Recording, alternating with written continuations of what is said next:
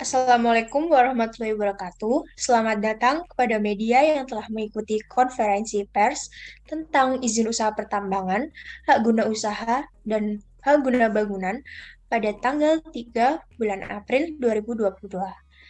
Saya, Verena Putri Diliana, sebagai moderator pada acara konferensi pers saat ini.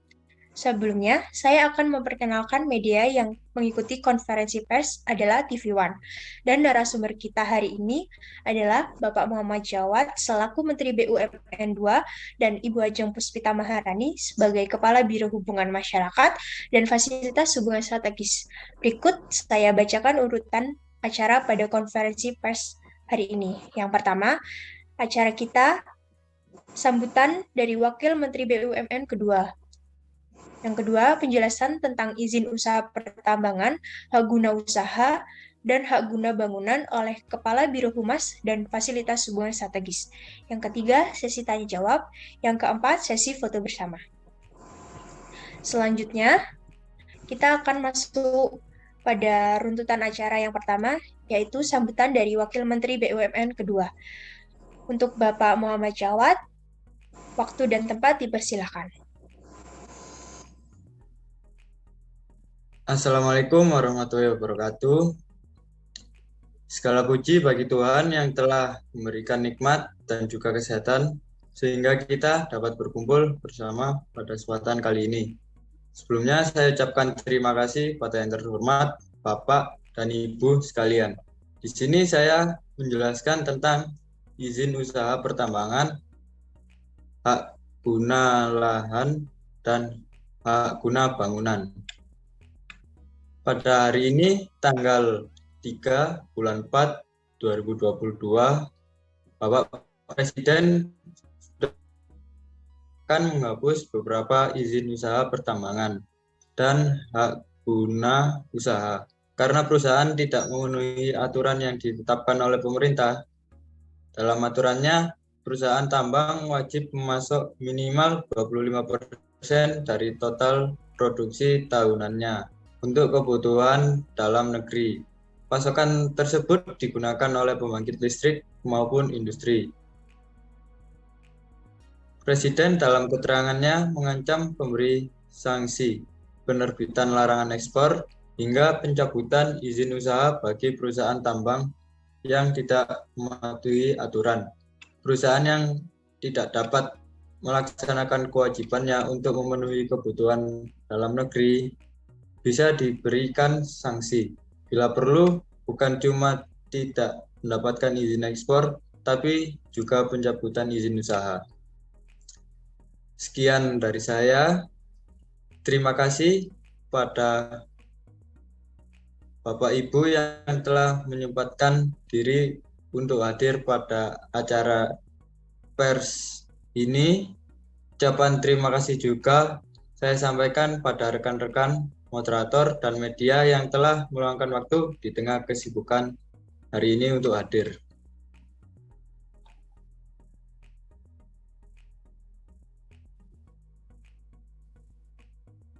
Baik, terima kasih untuk sambutan dari Bapak Muhammad Jawad. Selanjutnya, kita akan memasuki acara yang kedua, yaitu penjelasan tentang izin usaha pertambangan, hak guna usaha oleh Kepala Biro Humas dan Fasilitas Hubungan Strategis. Kepada Ibu Ajeng Puspita Maharani, waktu dan tempat dipersilakan. Baik, bismillahirrahmanirrahim. Assalamualaikum warahmatullahi wabarakatuh. Bapak, Ibu, dan saudara-saudara sekalian yang saya hormati, pengelola sumber daya alam agar ada pemerataan, transparan, dan adil untuk mengoreksi ketimpangan, ketidakadilan, dan kerusakan alam. Izin-izin pertambangan, kehutanan, dan juga penggunaan lahan negara terus dievakuasi secara menyeluruh. Izin-izin dijalankan yang tidak produktif, yang dialihkan ke pihak lain, serta yang tidak sesuai dengan peruntukan dan peraturan kita cabut. Yang pertama, hari ini sebanyak 2078 izin perusahaan penambangan minerba kita cabut karena tidak pernah menyampaikan rencana kerja. Izin yang sudah pertama telah diberikan tetapi tidak dikerjakan, dan ini menyebabkan tersandranya pemanfaatan sumber daya alam untuk meningkatkan kesejahteraan rakyat.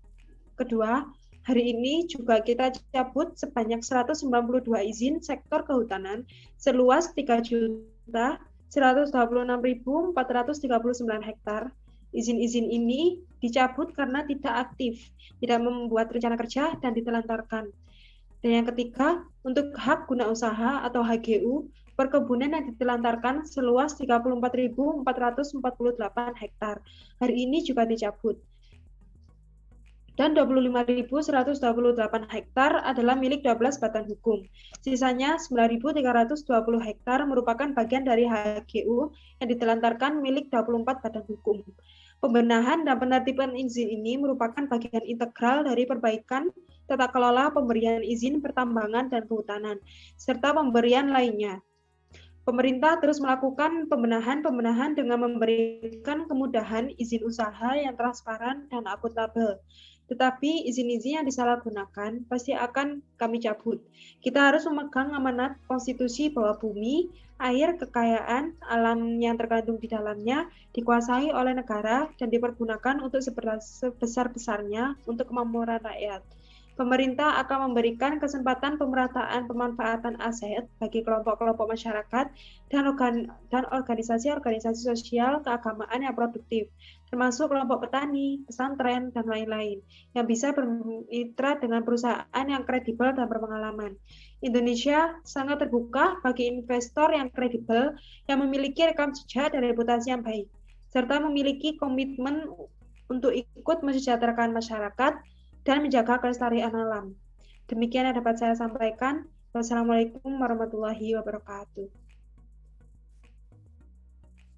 Baik, terima kasih penjelasan dari Ibu Ajeng tentang izin usaha pertambangan dan hak guna usaha. Selanjutnya, sesi yang ketiga yaitu sesi tanya jawab. Kepada media yang ingin bertanya dipersilakan, dan Bapak dan Ibu narasumber dipersilakan menanggapi pertanyaan dari media. Ya, saya selaku media dari TV One ingin memberikan pertanyaan kepada Bapak Ibu Menteri BUMN. Izin bertanya, apakah tanah atau lahan yang dibebaskan atau dibeli dalam pertambangan batu bara untuk kegiatan penambangan dapat dibalik nama menjadi nama pembeli, dan bukankah lahan atau tanah yang dibebaskan tersebut harus dikembalikan ke pemerintah?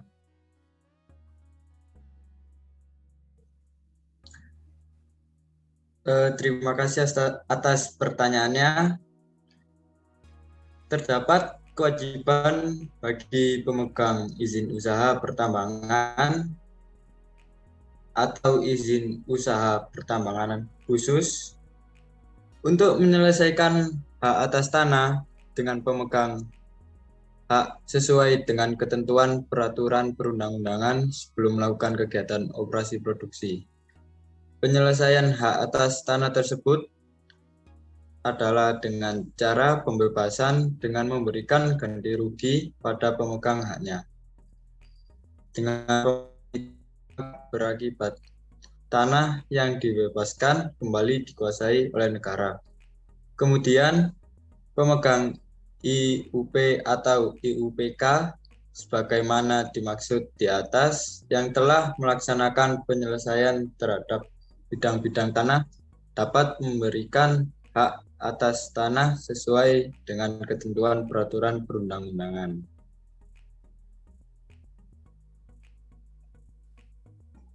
Ya, terima kasih jawabannya, Pak. Selanjutnya pertanyaannya, di Provinsi Bengkulu terdapat batu bara yang diambil di sungai, dan kegiatan pengambilannya pun secara tradisional sesuai kebijakan yang diberikan oleh ESDM Provinsi Bengkulu. Kegiatan tersebut telah berjalan selama 3-4 tahun dan diangkut via darat untuk dijual ke Pulau Jawa. Pertanyaannya, saya adalah bagaimana cara mengurus IUPK untuk batu bara non-tambang, sebab sering terjadi masalah di jalan, terutama dengan aparat di jalan. Mohon petunjuk dan arahannya, Pak.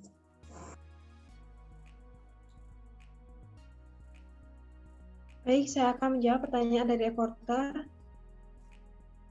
Sehubungan dengan penjelasan dan keterangan dari informasi tersebut, sebagaimana Maka merujuk pada pasal 3 ayat 1 Peraturan Pemerintahan Nomor 23 Tahun 2010 tentang pelaksanaan kegiatan usaha pertambangan mineral dan batu bara sebagaimana telah diubah dengan Peraturan Pemerintah Nomor 24 Tahun 2012 tentang perubahan atas Peraturan Pemerintah Nomor 23 Tahun 2010 tentang pelaksanaan kegiatan usaha pertambangan mineral dan batu bara. Usaha pertambangan dilakukan berdasarkan izin usaha pertambangan IUP, izin pertambangan rakyat IPR, dan izin usaha pertambangan khusus IUPK. Sedangkan pengajuan IUPK dimohonkan oleh pemohon di atas wilayah usaha pertambangan khusus, di mana WUPK adalah hasil konferensi dari wilayah pencadangan negara. Selanjutnya, IUPK diberikan kepada badan usaha yang berbadan hukum Indonesia baik merupakan usaha milik negara, badan usaha milik daerah, maupun badan usaha milik swasta.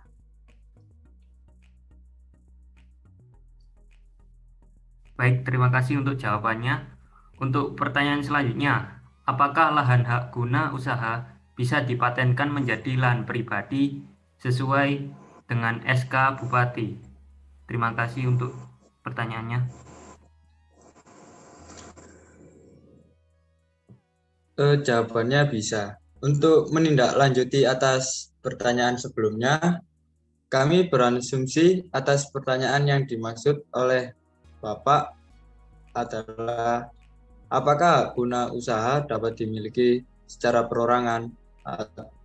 Adapun dapat kami jelaskan sebagai berikut. Sesuai dengan pasal 2 Peraturan Pemerintahan Republik Indonesia Nomor 40 Tahun 1996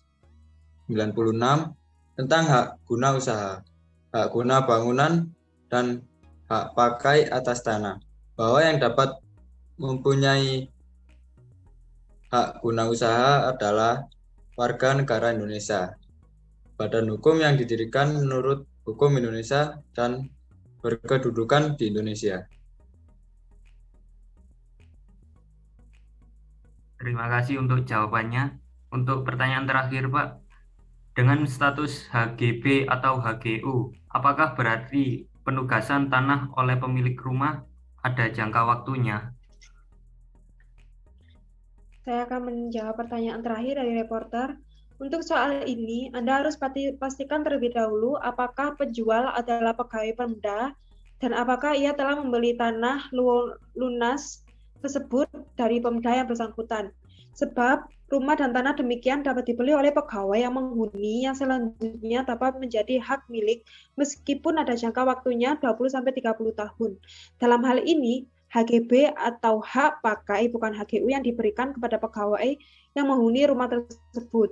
Menurut keputusan Menteri Negara Agraria nomor 2/1998 dapat dimohonkan hak milik kepada Badan Pertahanan Nasional atau BPN setempat. Jadi coba kamu tanyakan penjual mengenai dokumen rumah tersebut. Biasanya terdiri dari sertifikat HGB atau hak pakai, surat tanda bukti pelunasan harga rumah atau tanah, surat keterangan Departemen PU bahwa tanah sudah menjadi milik pegawai yang bersangkutan, surat pelepasan hak, dan bukti-bukti lain yang berkaitan.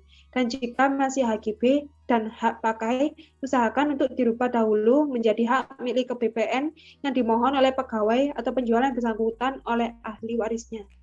Seperti itu. Baik, terima kasih untuk jawabannya semua pertanyaan. Selanjutnya saya kembalikan kepada moderator. Baik, terima kasih. Untuk sesi tanya-jawab telah berakhir. Selanjutnya kita akan memasuki sesi yang terakhir yaitu sesi foto bersama. Dimohon untuk Bapak Ibu narasumber dan media mempersiapkan diri untuk pengambilan foto bersama. Saya akan pandu untuk pengambilan foto bersama. Saya mulai. 1, 2, 3. Baiklah, kita sampai di penghujung acara. Saya selaku moderator memohon maaf apabila ada kekurangan dalam memandu konferensi pers pada hari ini. Saya ucapkan terima kasih untuk Bapak Ibu narasumber dan media yang telah hadir pada konferensi pers hari ini. Saya akhiri. Assalamualaikum warahmatullahi wabarakatuh. Waalaikumsalam.